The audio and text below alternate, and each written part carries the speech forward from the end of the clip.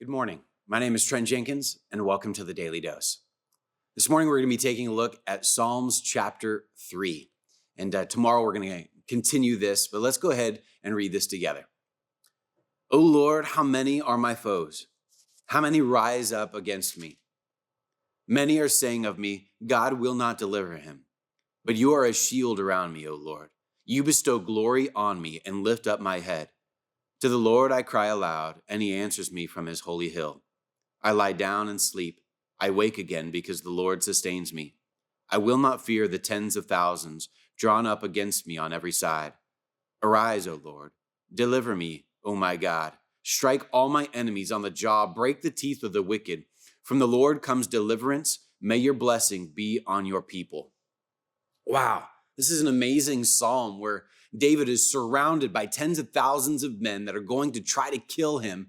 And here we hear him crying out for God for deliverance. And it's just this beautiful picture of his trust in the Lord.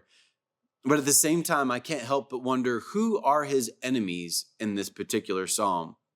And as we take a look, it's actually not kings of surrounding enemies. It's not other countries trying to overtake him. The enemy is actually his own son, Absalom. So we have to take a further look into this and find out what's really going on here. And so we go back all the way to 2 Samuel chapter 13. And we find out that David has several different sons, and one of those being Amnon, his first son. And he is in love with Absalom's sister, Tamar.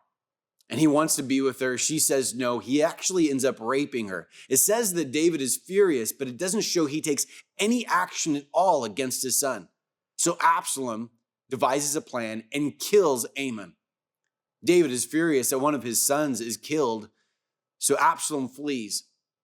Another man convinces David to be able to let him back in, but David says he does not want to be able to see his face. And so Absalom lives amongst the people and wins over their favor because David isn't anywhere to be seen. He runs off David. David thinks he's going to die, and he flees to the hills. And this is where we find ourselves in Psalm chapter 3. Wow. So how did all this take place? And really, it comes down to David. We realize that he ended up having adultery with Bathsheba, sending her husband off to the front lines. He ends up getting killed. And this unchecked sin, this unchecked shame has led to this element where he's now fleeing for his life. I want to tell you that unchecked shame and sin will lead to three different areas. The first one is your voice being silenced. He's ended up listening to the lies of the enemy, saying that he shouldn't be able to take any sort of action against his son because he should remember all of the things that he's done wrong. Have you been there? Where you're reminded constantly of all the areas that you've screwed up. So how can I take action against this person? Or how can I end up asking for justice when I myself was an offender at one point in time?